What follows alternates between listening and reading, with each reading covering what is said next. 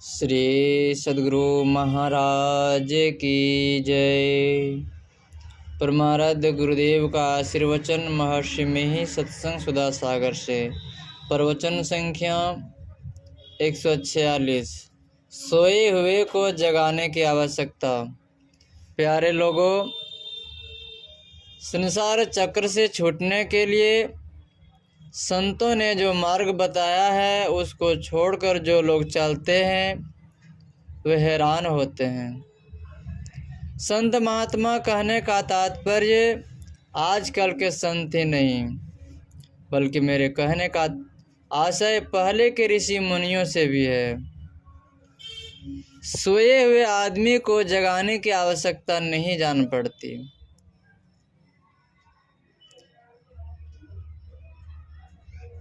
जगने पर आवश्यकता मालूम पड़ती है। उसी तरह जो मोह निशा में सोए हुए मानव हैं उनको जगना आवश्यक नहीं मालूम पड़ता, लेकिन जगना आवश्यक है। जाग कर देखो।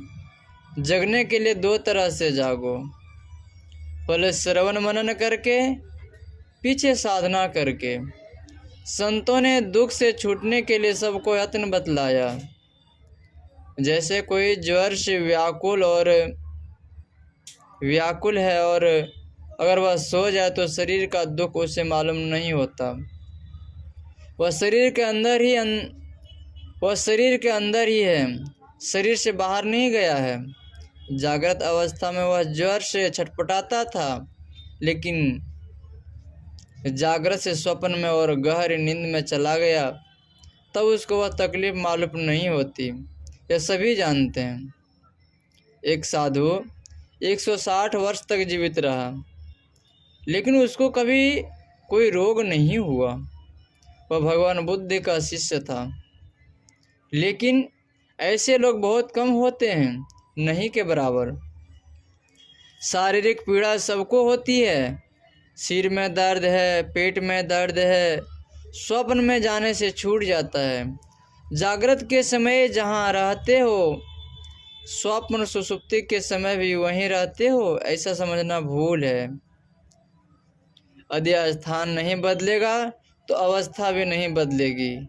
जागृत में ज्वर से पीड़ित हैं और स्वप्न में विलास करता है, बल का काम करता है, गहरी नींद में बिल्कुल खत्म।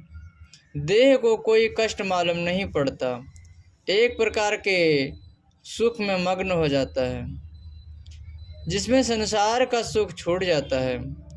जो कोई भीतर में अपने सूरत को समेट लेता है वह संसार के झमेले से छूट जाता है। संतों ने इसका पता लगाया। जागृत, स्वप्न और सुषुप्ति तीनों अवस्थाएं आप ही आप आती जाती है। इन तीनों अवस्थाओं से और भी ऊपर जाया जा सकता है, जहाँ तीनों स्थानों की भूल, गलती, अचेतपन और जागृत का सुख दुख मालूम नहीं होता। संतों ने यह भी पता लगाया कि जिसका यह संसार है, जो संसार का इंतजाम करने वाला निरंजन है, उसका भी दर्शन हो, यानी ईश्वर का दर्शन हो, जिससे आवागमन से छूट जाएं। संसार चक्र से छूटना संसार के सुख दुखों से छूटना है। यह ईश्वर दर्शन से होगा, बाहर में दौड़ने से नहीं होगा। सभी संतों की वाणी और उपनिषद कुछ भी पढ़ लीजिए, सब में एक ही बात है। इस सत्संग में कहा जाता है कि बाहर दौड़ना छोड़ो, अपने अंदर में प्रवेश करो। लेकिन यह काम एक ही दिन में नहीं होता है। मन का समेटना बिना गुरु के नहीं होता। कोई भी काम बिना गुरु के नहीं होता है। संवत 1575 में संत कबीर साहब का शरीर छूटा।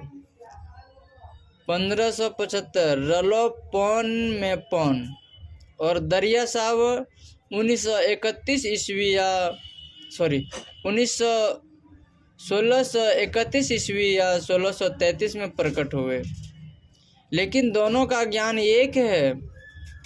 सब संतों के ज्ञान ध्यान का तरीका एक है। हम लोग सब संतों की वाणियों को मानते हैं। सभी संतों की वाणियों को सुनिए, पढ़िए और कीजिए, यही संत मत है। श्री सद्गुरु महाराज की जय।